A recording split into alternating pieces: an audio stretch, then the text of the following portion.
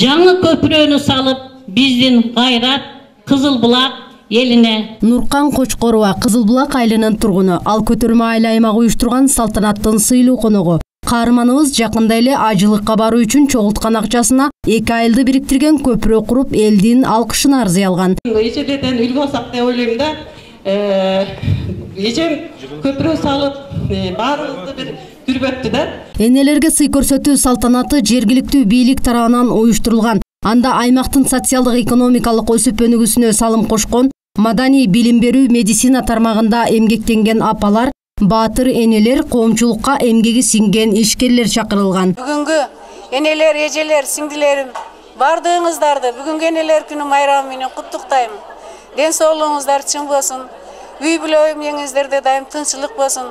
Аллахым бардыгыга саламатчылык, тынчтыкты берсин. Ден соолукта болуп, ушуларды уюштуруп мына кылып кеткен айыл өкмөтүнө рахмат. Иштерге ийгилик, чоң жакшы ийгиликтерди каалайм. Ушул менен бирдикте Кыргызстаныбыз мындан ары өнүгүп, жакшы ийгиликтерге жетип, келечекте балдарыбыздын келечеги чоң жакшы замандар болсун. Бүгүнкү уюштурулган иш-чарага абдан ыраазычылыгымды билдиремен.